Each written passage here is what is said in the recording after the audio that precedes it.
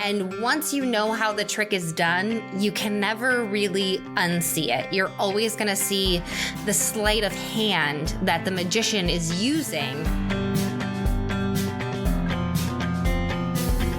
Welcome to A Book and a Dream with Megan O'Russell, an author's adventure in writing, reading, and being an epic fangirl.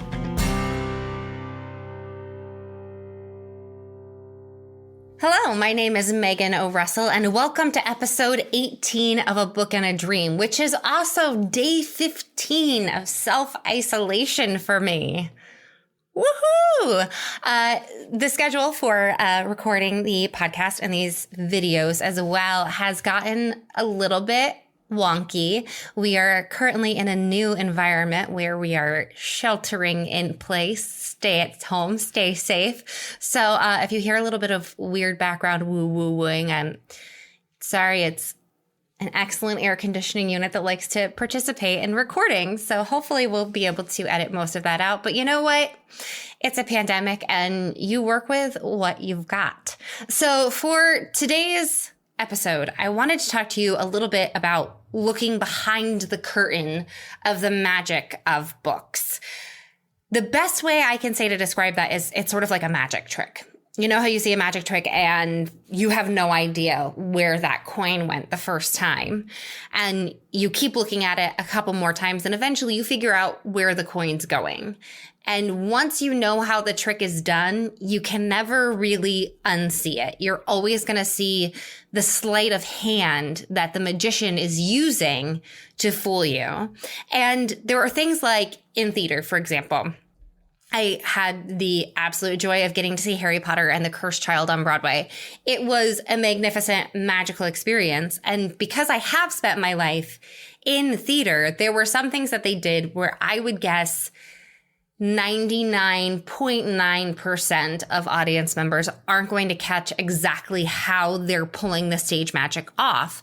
But because I have spent my life in theater, I know, hey, there's a dresser hidden in that unit, or, oh, they're using a lift to make this happen, or, oh, that's getting them told that their wires are on. So I was able to see those things because they're all things that I've worked with. So I know what the tells are. Now, for me, that almost made the magic a little bit cooler because I could see all of the absolute artistry and craftsmanship that went into achieving those magical moments. And it's easier to see that when you're talking about a magic trick or something that's happening on stage than it is when you're talking about a book. But there are so many little sleights of hand and magic tricks that go into creating an enjoyable reading experience. Now, some of those are little bitty details that kind of come with being an author. You have, after a while, this little like editor voice living in your head telling you things that you're not allowed to do. Like you're not allowed to use any LYs. You're not allowed to head hop. You should never repeat words within the same paragraph. All of those things can be broken and are broken by some of the best authors. Like J.K. Rowling sneaks some head hopping in there when she needs to get her point across. It happens. So you kind of have to embrace that there are rules you've been told you can't break that are going to be broken. And that kind of like makes the little editor in your head go, no, but you have to accept it and move on with your reading experience. And then there are other little things that the editor in your head picks up on and you go, oh, that's going to be important later. Like a side character who gets way too much description. He's not just a dark-haired man. He's a dark-haired man with broad shoulders and a distinctive scar on his face. Well, okay, obviously he's coming back. And I know that because an author who's creating 200 characters for a book isn't going to create a distinctive scar for someone that you're only going to see once. Mr. Scarface is coming back. He's either going to stab somebody or be the love interest. It also comes with honoring tropes. Let's say that you're a romance writer no matter how bad things get, they're going to end up together at the end of the day. And there are things that you can slip in there, like maybe a secondary love interest or a big fight or whatever, to make it look like they're not going to stay together. But if you're advertising to the romance market on Amazon, you know from the look of someone's cover if they're going to end up happy. Why? Because an author would ruin their career if they did not meet those expectations. It's the same with like hurting a dog. You can't hurt a dog as an author. If you're in a happy book or a not tragic, horrible book, you can't hurt the dog. You have to be John Wick in order to get away with that, because people are going to throw that book across the room and pan you in reviews. So you kind of know the dog's safe.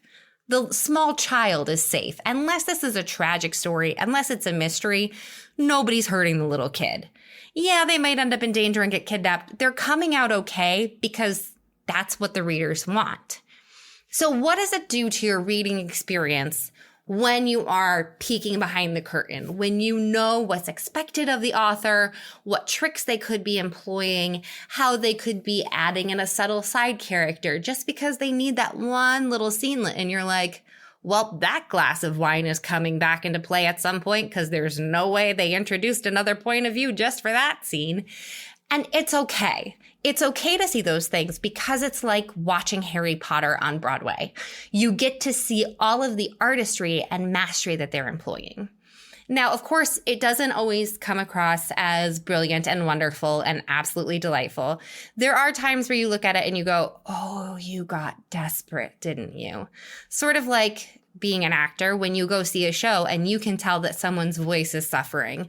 They are flipping into their mix every 2 seconds. You can see them taking those huge ah-shaped breaths and you go, oh, honey, I hope you have something warm to drink backstage. And it's not an angry thing. It's not a disappointment thing. It's a commiseration. And you do get that with authors as well, where you can see, oh, you wrote yourself into a corner, didn't you? And you feel sorry for them. And sometimes they find a brilliant way out of it. And sometimes there's a magical bit of space-time where they can hide all powerful beings that will save the day because people feel guilty. My husband's laughing at this right now because he knows exactly what I'm talking about. But we don't say bad things about other people's books on this show. No. But if you do know what I'm talking about, you know what I'm talking about. And you could see it coming because you could see that he had played his hand too far and made his villain too great. And so for my husband, who is not an author, him reading that last book, getting to that magical little point in the space-time continuum where all powerful beings wait to save the day, was just furious.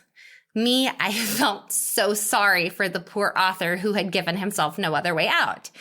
So there is a way to look at every magic trick in music and theater and books. There is a way to appreciate it.